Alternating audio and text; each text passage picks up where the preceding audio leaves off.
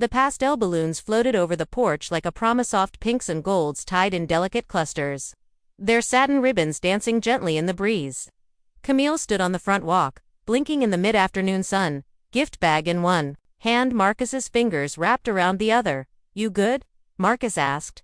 "Yeah," she said, adjusting her dress. "It's Rachel's shower. I'm not walking into enemy territory." He raised an eyebrow. "You sure?" Camille offered, a small, practiced smile. "I helped plan this thing. Of course I'm sure." Still, as they stepped inside, the warmth of the May sun gave way to something colder. The house smelled like citrus and something faintly chemical, disinfectant, maybe. Voices echoed from the back patio. Someone laughed, but the sound clipped. Abruptly when they entered the living room, a few heads turned. One woman gave a small wave and quickly looked away. Rachel's cousin handed Camille a mimosa without asking. Camille reached for a napkin instead. Marcus squeezed her hand tighter. "Bathroom?" she asked him. He nodded toward the hall. "Back left." She walked past a set of family portraits, smiling, pale faces with matching teeth and summer tans. Rachel as a child. Rachel on her wedding day. Rachel at a protest with a cardboard sign, "BLM, All Mothers Matter." Camille paused at that one. Her own face, once captured beside Rachel's at that very protest, had been cropped out when the photo made it to Instagram. By the time she stepped out onto the patio, the games had started. A table with neatly wrapped prizes, a guess the baby, food chart, and a glittery sign that read, "It's a girl." In bubble letters framed the yard. Rachel spotted her and rushed over, belly forward and glowing. "Cammy, you made it." They hugged. It was brief. "I brought the diaper cake," Camille said, handing over the giant pink bundle she'd crafted by hand. Rachel's eyes widened. "Oh wow, you actually did it." Camille blinked. "Yeah, like I said I would." Marcus stayed a step behind, scanning the faces. The laughter around them never quite reached the eyes. Conversations shifted the moment Camille came close. Like she'd walked into a punchline she wasn't supposed to hear. At one point, a woman whispered something and nudged her friend. They both glanced at Camille's hair, then quickly looked away. Another offered a bright "Love that you're so natural. I could never."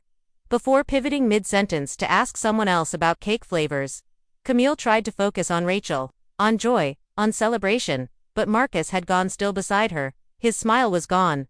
"You okay?" she whispered. He leaned closer, voice so low only she could hear it. "We need to go." She blinked. "What? Not here. Just, let's dip." She followed his gaze toward the kitchen doorway, where a group of women stood too close, whispering. One looked away the moment Camille's eyes met hers. She hesitated. "We just got here." Marcus looked at her, jaw tight. "Cam, I saw something." Her stomach dropped. And suddenly, the balloons didn't look so soft. They looked like props. She forced a smile, waved to Rachel, and mouthed, "Baby emergency." Rachel nodded, distracted by another gift. Camille and Marcus slipped out the back gate as if leaving a theater mid-dash show. No one stopped them, no one even noticed. Asterisk, asterisk, asterisk. The silence in the car was thick. Not tense but heavy, like fog pressing in through the cracked windows. Camille gripped the steering wheel tighter than necessary. Her dress stuck to her back in damp patches. "Okay," she finally said, eyes fixed on the road. "Talk." Marcus exhaled, long and slow. "I went inside to grab us drinks. Figured I'd sneak a cookie too." Camille glanced at him. He wasn't smiling. "I cut through the kitchen," he continued. "Rachel's cousin and some other woman were in there talking, loud, until I walked in." She felt her chest tighten. "Didn't see me at first. One of them was holding her phone, giggling. And on the screen there was a photo of you." Camille frowned. "A photo?" He nodded. "From last year. Your birthday dinner, I think. You were wearing that yellow dress." She blinked, trying to picture it. They were laughing about the caption in some group chat. It said something like, "Every white girl needs her favorite black mirror." Then emojis. The words hit her like cold water. "I walked in, and the phone disappeared so fast," he said, jaw tightening. They turned, smiled at me like nothing happened. One of them actually asked if I wanted Camille's fingers dug into the steering wheel. Her mouth had gone dry. "I didn't want to say anything right there. Not with you standing outside. But once I saw that, I couldn't stay." She stared straight ahead, watching the road blur. "They sent that in a group chat." He nodded. Rachel was in it. Camille said nothing. He added, "They called you the diversity duo. Said having you around made them look progressive." Something cracked silently in her chest. When they reached a red light, she finally pulled over. "I threw her a shower gift," she whispered. "I made her a diaper cake. By hand." Marcus looked at her, eyes soft. "I know. I planned her whole bachelorette last year. Paid for the spa. I know." Camille let out a laugh, sharp and joyless. "You think this is the first time?" Marcus hesitated. "I think. You've been giving grace for a long time." She looked down at her hands, suddenly unsure where to place them. "They laughed at me." "No, they mocked you." A long silence stretched between them. Finally, Camille whispered, "She called me her best friend." He didn't answer. He didn't need to. They sat there for a while, the car humming quietly, a party balloon still floating in the back seat, like an unspoken joke. Camille turned to look out the window. She could still taste the mimosa on her tongue, sweet and acidic. They had left the cake uneaten, but the bitterness had followed them home. The next morning. Camille woke with her jaw clenched tight and her stomach in knots. She hadn't slept much. Rachel's voice looped in her head every brunch, every late-night call, every "I love you, girl." She stared at her phone, no messages, no apology, just a cheery Instagram story from Rachel, reposting baby shower photos, pastel cupcakes, smiling faces. A blurry shot of the diaper cake she'd made cropped, so Camille wasn't in the frame. At 9:14 a.m., Camille typed, "Can we talk? In person? Today?" Rachel replied, within minutes, "Of course. Come by whenever." The heart emoji felt like a slap. Camille pulled up to Rachel's house at noon. This time, no balloons. No welcome. Rachel answered the door in leggings and an oversized sweatshirt that read "Mama vibes only." She looked surprised, maybe even confused, by the stiffness in Camille's face. Hi, Rachel said slowly. "You okay?" Camille stepped inside without hugging her. "Not really." Rachel blinked. "Wait, what's going on?" Camille didn't waste time. "Yesterday, the group chat, the photo, the joke. You were in that conversation." Rachel's smile faltered. "Camille, what are you talking about?" "You know exactly what I'm talking about." Marcus saw the message. "My picture. The comments." Rachel crossed her arms. I didn't post that. That must have been someone else. But you were in the chat." Rachel's voice got small. "I didn't say anything." Camille shook her head slowly. "You didn't stop it, either." "It was just a joke," Rachel mumbled. "A dumb one." "No," Camille said, voice steady. "It wasn't just a joke. It was how you see me." Rachel's face twisted. "That's not fair, isn't it? I've always been on your side." Camille stepped back. "On my side? Since when did I need a side to be on?" Rachel's tone sharpened. "Cam, you're reading into things. You always do this. You take everything so seriously because it is serious." Camille interrupted. "This is my life. You don't get to play woke when it's convenient and laugh behind my back when I'm not in the room." Rachel's eyes welled. "I've never seen you like this." Camille looked at her best friend, the woman she had called best friend, and saw someone she didn't recognize anymore. Maybe never had. "You said I was your sister," Camille said quietly, "but sisters don't keep you around for aesthetics." Rachel whispered, "I would never, but you did." The silence that followed was heavier than any shout. Camille turned and walked to the door. "Camille," Rachel called out, her voice trembling, "don't do this. We've been friends forever." Camille paused, then, without turning around, she said, "You've had a black friend forever. That's not the same thing." She walked out, closing the door behind her, with finality. Camille sat in Trina's kitchen later that evening, scrolling through her phone while her cousin stirred oat milk into a chipped mug. The kitchen was loud with silence, no music, no distractions, just tension hanging like a storm cloud between them. "So," Trina said, finally setting the mug down in front of her. "What did she say?" Camille didn't look up. "That it was a joke. That she didn't say anything." Trina snorted. "Silence ain't innocent." Camille tapped her screen. "I can't stop thinking about it. That chat Marcus sits, still active. Rachel's name was there. What if there's more?" Trina raised an eyebrow. "Wanna find out?" Camille hesitated. "You think we could?" Trina smirked. "Girl, please. These women don't even know how to turn off read receipts." 2 hours later, Camille was on her laptop, breath caught in her throat. Trina had messaged one of the girls from the party posing as someone who missed the drama. The woman, eager to gossip, had forwarded screenshots without a second thought. Camille clicked through them one by one. First was the joke Marcus had seen. Every white girl needs her favorite Black Mirror. A selfie of Camille and Rachel at a wine tasting. Laughing. Unaware. Another message. Can we please have a shower without a BLM lecture this time? Followed by, watch the earrings, today Camille's wearing hoops. She's in her educate white people mood. More laughter. A meme of a girl rolling her eyes with the caption, when your friend brings her race card to the baby registry. Camille's hand shook. These weren't strangers. They were women she'd eaten with, planned events with, gifted wine to, texted encouragement to at 3 a.m. They had smiled in her face and shared side eyes behind her back. And Rachel. Rachel had liked the comments, reacted with laughing emojis, replied y'all are wild. That part hurt worst. I was their accessory, Camille whispered, still staring at the screen. Trina leaned in, arms folded. You were there, shield. So they could feel woke, without ever doing the work. Camille shook her head slowly. I let them post me, tag me, parade me. You let them, Trina said gently, because you believed you were being seen. Camille closed the laptop, her chest tight. I thought Rachel loved me. I think she loved what you made her look like. Camille blinked back tears. So I was never in the group. I was just tolerated. Trina reached out, resting a hand over hers. You were background. But you're not built to be background. Camille's breath hitched, and something in her, the part that had stayed quiet, polite, grateful for crumbs, began to simmer. Later that night, she opened Instagram again. Rachel had posted a photo of the baby's nursery, blush walls, tiny gold crown decals, the caption surrounded by love. Camille stared at it, then closed the app, because now she understood. Not all rooms that look like love actually are.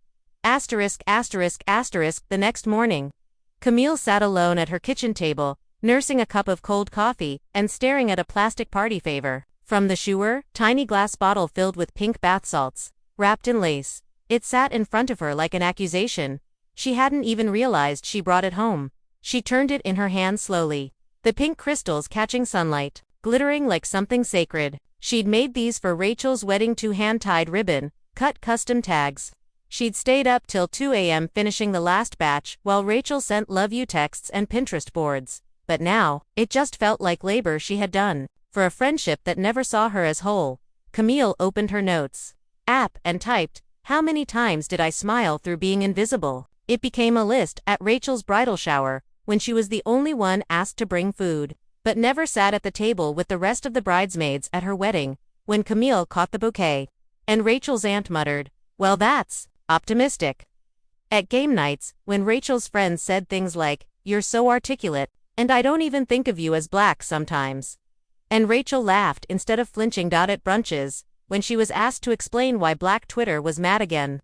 Every time, she had swallowed it, brushed it off, smiled harder, because she didn't want to be that friend, the one who made everything about race. But race had always been in the room. She just hadn't been allowed to say it. She remembered once helping Rachel pick out nursery colors. I want it to feel soft, Rachel had said, like everything is gentle. And Camille had smiled, suggesting a muted lavender. But now she wondered, was she ever allowed to be loud? Was she allowed to take up space? Had she ever actually been Rachel's equal? Or just the useful contrast, like dark text on a pale wall? The plastic favor clicked sharply as she set it down on the table. She pulled out her phone. No new texts. No calls. Rachel hadn't reached out again. Not to explain, not to apologize, not even to pretend. It stung, but it also said everything. She got up and opened her closet, pulling down a dusty box labeled wedding keepsakes. Inside, old photos, a dried bouquet, thank you cards. She picked up a framed shot of them laughing, arms linked, wine in hand. She stared at it for a long time, then placed it face down in the box. Later that night, she spoke to Marcus while folding laundry. I let them get so close, she said softly. I made myself easy to digest. Soft edges, small voice. And they never earned you, he said. She nodded. But I kept trying to earn them, she added. The party favor still sat on the table the next morning, but this time, Camille didn't pick it up. She walked past it, because it no longer felt like a memory. It felt like a receipt. Asterisk. Camille hadn't opened Instagram in days. Not since the baby shower. Not since the group chat. Not since she put that party favor in a kitchen drawer she hadn't opened since, but that morning, something compelled her. She tapped the app and let it load. Her timeline bloomed in soft tones: baby updates, vacation selfies, brunch plates. Then, there it was: at Rachel Joy Nesting, posted a new photo. It was a black and white image of baby shoes resting on a windowsill. The caption read, "To anyone who may have felt uncomfortable at the shower, I just want to say I'm sorry if anything hurt you. That was never my intent. I love all my friends and believe in kindness above all else. Let's lead with love." Camille stared at it, then read it again. "If anything hurt you, never my intent." It didn't say her name. Didn't name the group chat. Didn't name what was done. Just a vague softness wrapped in curated virtue. Within minutes, the comments poured in. "You are such a light. People are too sensitive these days. You don't owe anyone anything. This is why you're a queen. Grace always wins." Camille's stomach twisted. The same women who had shared that chat were now posting heart emojis and calling Rachel brave. She was being comforted. While Camille sat in silence, invisible again, she clicked out of the post, her hand trembling slightly. Not from rage, from recognition. Rachel had turned the story into hers. Center stage, soft lighting, filtered pain. Camille opened a blank note on her phone, typed, "When white women cry, the world rushes to hand them a towel. When black women break, the world steps over the pieces." She saved it, closed the app. Later, while doing dishes, Marcus walked in and asked gently, "You okay?" She posted. Camille said, not turning from the sink. "An apology, a real one." Camille shook her head. "Not even close." He didn't press, just reached beside her and started drying plates. In that quiet act, she felt more seen than in every photo she had ever taken beside Rachel. That night, she lay awake staring at the ceiling. It wasn't just that they mocked her, it was that when she heard, they turned away, and when she finally walked, they wrote her absence as drama. The envelope arrived 2 days later, cream-colored, hand-addressed in gold ink. Camille turned it over slowly, knowing before she opened it what was inside. A second invitation. This time it read, "A sweet sip and see. Come meet baby Ivy. Same house, same guest list." No mention of the last time, no mention of her. Camille stared at the card as if it might reveal some secret truth, something between the delicate florals and pastel borders. But it was just another performance. Another attempt to paint over what had cracked. She left the envelope on the counter and waited until evening, when Marcus returned from work. "She sent another invite," she said. He raised an eyebrow. "Seriously?" Camille nodded. "No note, just the card. What do you want to do?" she thought, for a long moment. "Part of me wants to go. To walk in wearing red. To not smile. To remind them I'm not gone." Marcus leaned against the wall, arms crossed. "And the other part?" "The other part is tired." The next morning, Camille called Trina while sipping coffee. "She really sent another invite," Camille said. Trina laughed dryly. "These women really love a clean narrative. She's pretending like nothing happened." "Of course she is. If she admits it, she has to actually change. It's easier to throw another party." Camille was quiet. Trina softened. "You already showed up for her. More times than she ever did for you." Camille smiled faintly. "I know. She went to the local black-owned bookstore that afternoon and bought a gift, a children's book, called Little Leaders, Bold Women in Black History. She wrapped it in brown paper, tied it with twine, and wrote a simple card. 'For Ivy, may you grow in truth, not silence.' She placed it in the mail that evening. On the day of the shower, Camille stayed home. No dress, no makeup, no forced laughter in someone else's version of love. She made pancakes with Marcus, danced barefoot in the kitchen to Erykah Badu, and started sorting through photos for a project she'd put off too long. A scrapbook of the people who truly held her. The invitation remained on the counter, unopened, unsent, just like the version of her they had always wanted: tidy, agreeable, and quiet. That night, she posted a photo of the book she'd mailed, no caption, just a closed FIST emoji, and the comments that followed were different this time. Real rooted her own *******. It was raining when Camille finally opened her phone and searched Rachel's name. The contact card popped up instantly: favorite status, birthday reminder, saved emojis still beside it, a digital record of a friendship that once felt like blood. She hovered her thumb over remove favorite, then tapped. One press. No drama. No ceremony. Just gone. She moved to Instagram next. The photos they had once taken together still filled the screen. Brunches, beach trips, matching Halloween costumes from 6 years ago. She didn't delete them. Didn't block. Didn't post a thread about emotional labor or betrayal. She simply unfollowed and then muted every mutual who had been tagged in that group chat. It was less like cutting ties, and more like unclenching. Later that week, Trina nudged her toward something new. There's a Black women's book club meeting downtown, she said, sipping her tea. No baby showers. No pastel cupcakes. Just Toni Morrison and people who get it. Camille raised an eyebrow. You trying to get me out of the house? I'm trying to get you back to yourself. Camille walked into the bookstore's back room on a warm Thursday night. The air smelled of incense and freshly brewed coffee. Around her, women of all shades and sizes filled folding chairs, some already laughing, others thumbing through worn copies of Sula. She felt awkward at first, but someone waved her over. Camille, right? Trina's cousin. A woman asked warmly. Camille nodded. They made space for her, not just a seat space. The night passed gently. There were no microaggressions to decipher, no coded comments to deflect, just pages and voices and nods of knowing. At one point, someone quoted from the book, "Lonely, ain't it?" Yes, but my lonely is mine. Now your lonely is somebody else's. Camille felt something catch in her throat. She didn't speak, just listened and realized she didn't feel lonely at all. That night, she walked home in the light rain, her curls damp and loose, face bare, soul breathing. She had not posted a long explanation, had not asked for permission to grieve. She had simply chosen herself. And in doing so, she found others who had done the same. Asterisk, asterisk, asterisk, the folding chair creaked beneath Camille as she adjusted the mic stand. She could hear her own breathing in the small community center hall measured. Too fast. A poster behind her read, Black Women's Collective, Unfiltered Stories, Unapologetic Voices. She hadn't planned to speak, but when the call went out, anyone want to share? Trina had nudged her gently, then given her that look, the one that said, you don't have to, but maybe it's time. Camille stood now. She was here, palms sweaty, heart too loud. She glanced at the small crowd, maybe 30 people. All women. All watching her with something other rooms never gave. Soft eyes. Expectant, but never demanding. She cleared her throat.